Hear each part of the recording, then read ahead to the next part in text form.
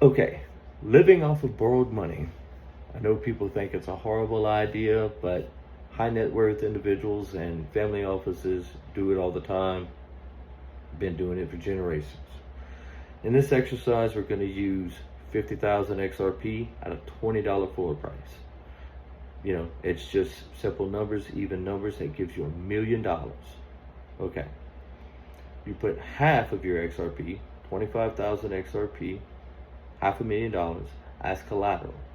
That gives you a $250,000 line of credit. Now, you don't want to borrow that whole amount. You want to have plenty of cushion in case, the market goes below $20 or $10. You want to have a good cushion. You don't want to be liquidated, because if you get liquidated and you lose that XRP, that is a taxable event for you, because you still own that XRP that the loan company is holding as collateral. That's still yours. That's not theirs. So if you get liquidated, that's on you. That's taxes on you. Not to get too off in the weeds on that. So you borrow, hypothetically, $50,000. The other half, the other 25,000 XRP, $500,000, let's say it earns a 10% yield. So it's earning $50,000 a year. Loan costs, 15% interest. That's an actual number. If you looked at the screenshot that I put publicly in my screenshots on YouTube, that is of my account with ARC Lending. Okay, 15% interest, that's $7,500 a year. Deductible via your LLC, because you're not borrowing the money, your LLC is. That is now a business expense. Loan costs, 15%, $7,500. I already said that. Yield covers interest, plus leaves a little surplus. Life insurance, owned by the LLC. Okay, as you continue to rotate this debt, rinse and repeat this debt, you always want to have a life insurance policy in place, owned by the LLC. I believe, don't quote me, I believe that those premiums can also be deducted. I'm not 100% sure on that. I'm going to have to ask my CPA about that. A family charter. You want to set rules in place in case something happens, just like life insurance. You want to have all your bases covered. You have educated yourself on this process. You have started this process. You want to make sure your heirs are taken care of. You don't want to leave debt. You want to leave assets. So you always want to have a life insurance policy in place that more than covers your debt, and with some extra. Throwing a little extra cash in the LLC never hurts. So, and with that being said, you always just want to make sure everything is owned by the LLC. Your heirs will not get a lump sum. No. LLC has that. And it's going to constantly be invested, or whatever you want to be done, because you're going to have a board membership set up, trusted individuals, maybe a CPA, maybe a lawyer from a law firm, have everything in place to where your heirs and future heirs can't mess this up. Okay. We could use Bitcoin as a lesson. Look at the appreciation of Bitcoin, and back in the day when people were buying hundreds and thousands of Bitcoin, and it went up a few dollars and they sold it. Well, maybe at that time for them, having a new car was life-changing wealth, or buying a house, that was life-changing wealth. But guess what? They traded appreciating assets for depreciating liabilities. You always want to buy assets. You don't want to buy liabilities. We need liabilities. We need a car. We need a house. But beyond that, that's not an investment. They want to say, oh, the house is the biggest single investment you'll ever make. No, that's a liability. People want to argue the fact, well, it appreciates in value, but does it? To me, if you look at depreciation of the US dollar versus appreciation of your house, well, you're just keeping up with inflation.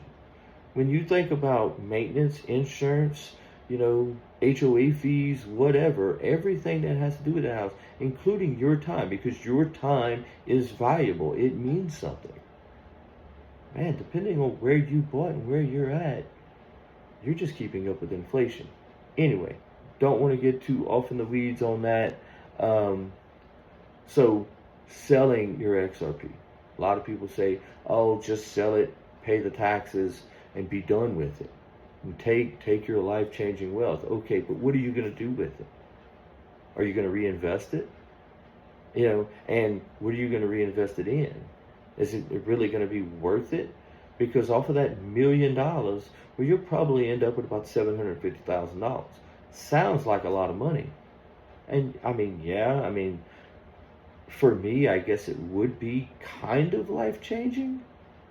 But if I had $750,000 in the bank, I'm still working. Why? Because that's not generating enough revenue for me not to work. I'm trying to get to the point where my assets or what I'm holding is generating enough revenue to where I don't have to work ever again. Because wouldn't it suck? Let's say you're my age, you're 50 years old, and you go ahead and you sell, and you're sitting on $750,000 after you sell. That's not enough to retire on. It's not. $1 million is just not what $1 million used to be. If you think back of maybe your parents or your grandparents, saying, oh, if I had $1 million, I could retire. People still say that today, and that's not true. It's just not. It's not going to generate enough revenue for you to live on and compound to keep up with inflation. You're constantly losing ground. Wouldn't it suck that, you think you can retire off of $750,000 and you're 50 years old, and 10 years later you realize, oh, I messed up, but now you're 60. Who's going to hire you? Walmart? Maybe. Do you really want to live out the rest of your life standing as a greeter in Walmart? I don't. No. I want to hold my assets. I want to build on my assets. I want to open other businesses or buy other things to keep my taxes at a minimum. I don't want to pay full price on taxes. I have no problem paying taxes. I don't want to pay a penny more than what I absolutely have to. And this system, this infinite banking system, living off of borrowed money, is a very proven system. But you got to be smart about it, and you can't pull the trigger too quick.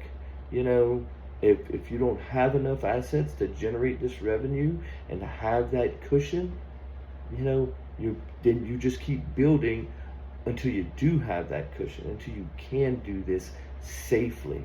You have to be smart about it. But don't take my word for it. Do your own research. Reach out to people that are very knowledgeable on this. The people at Digital Ascension Group, the people at Digital Wealth Partners. YouTube is a plethora of knowledge. Words are hard.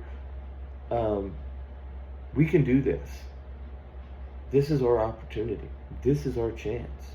We can do this. We just have to be smart about it. Now to each their own. You want to take the money and run? Hey, fine.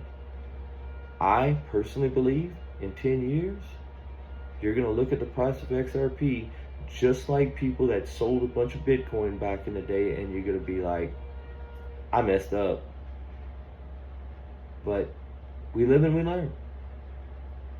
I hope this triggers people in a good way or a bad way to go do research, to really dig into these things, to look up John Rockefeller and the waterfall effect just on life insurance. It's amazing. We can do this for ourselves, because my first priority is my retirement. A very close second is building generational wealth for my family and the people that I have involved in this. So I love you guys. Hope you have a great day. Be safe. God bless.